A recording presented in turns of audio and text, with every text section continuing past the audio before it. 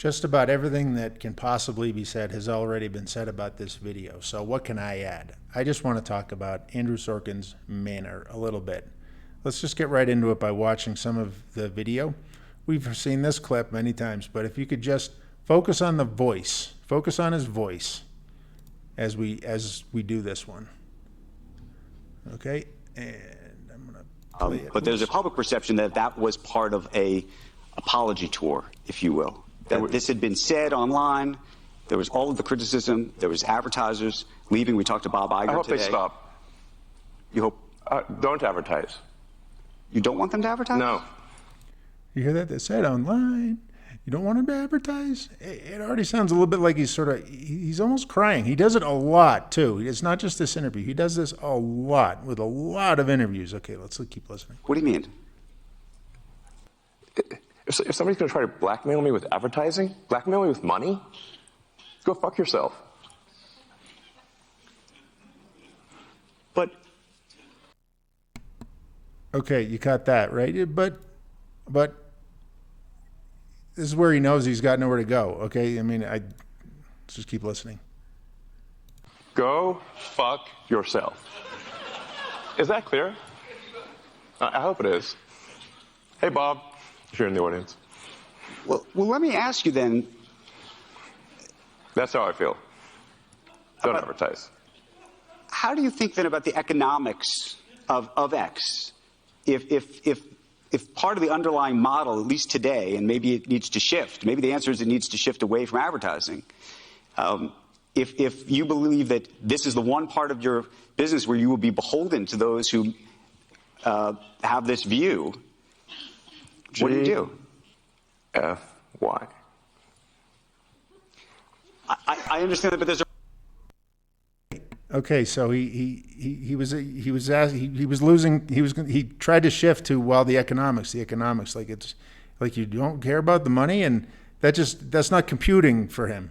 Yeah, it was just like when Donald Trump first came in, and everybody was saying that, they're always trying to get the gotcha question, and they're always asking, well, what does handlers say? And they didn't realize that he didn't have handlers. He just came out and just said what he said.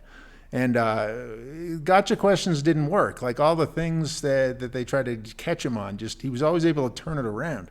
And this is Elon doing the same thing. He thinks they can come out, well, you said something bad, you have to apologize. Oh, and it's going to affect your bottom line, so you're going to have to change, I guess. And they're losing control. What they're really upset about is that they no longer have their little safe space of Twitter, where they tell us what to think. Through manipulation. So in a little while they talk about judgment. We're not going to go through this whole video, of course, but they talk about who the judge is, and Elon is saying the public will be the judge.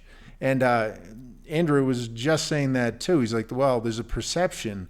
That's just such one of those vague terms. There's a perception. Well, by whom?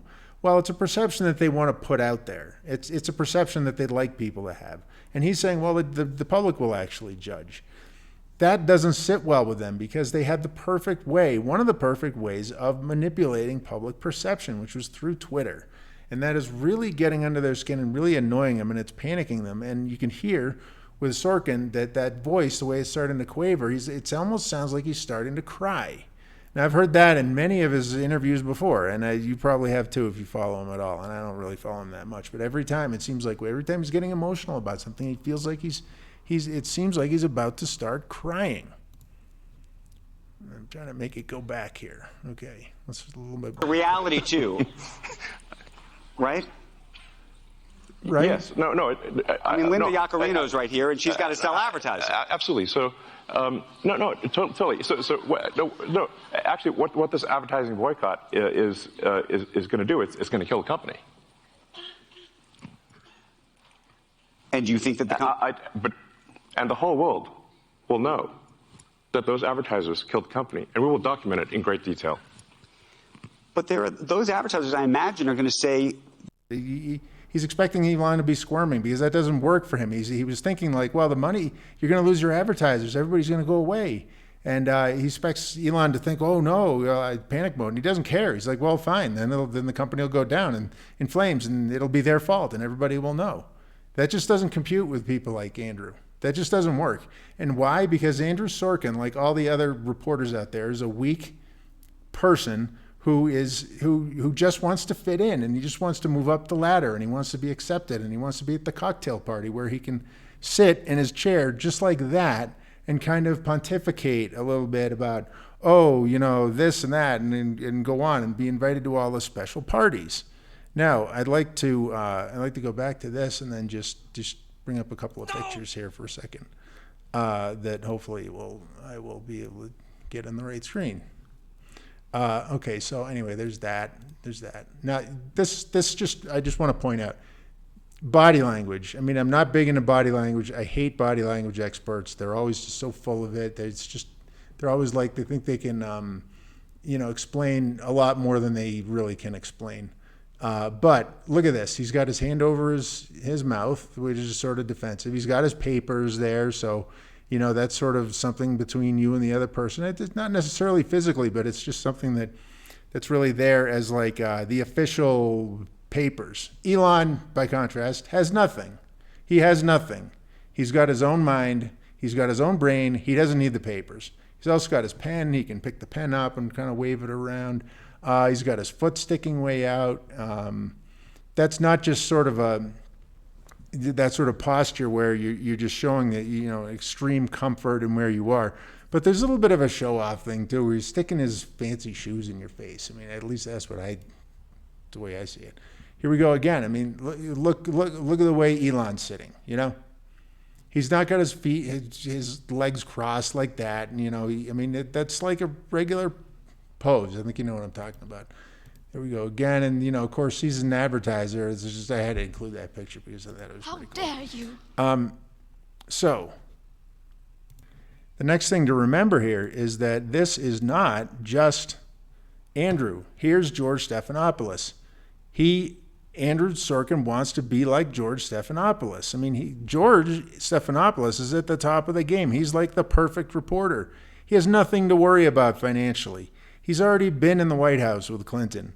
In this interview, I think it was in this interview with Trump, he's talking about, when we were walking down this colonnade, I was with Obama, and I remember this. And I mean, he can play that part. I mean, and that's what they all aspire to be somebody like that, And that's not the only picture I have of that. How dare you? Because there's also this.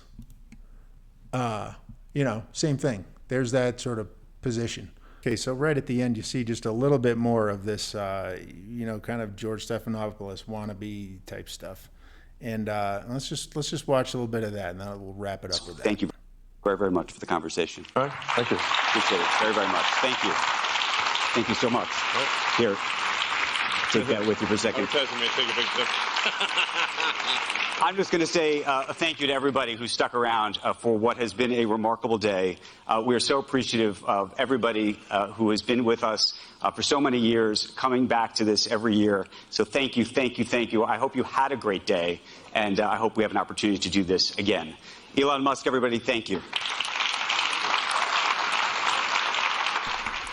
I see him kind of hunched over a little bit as he walks away, and he's trying to sort of put on that way of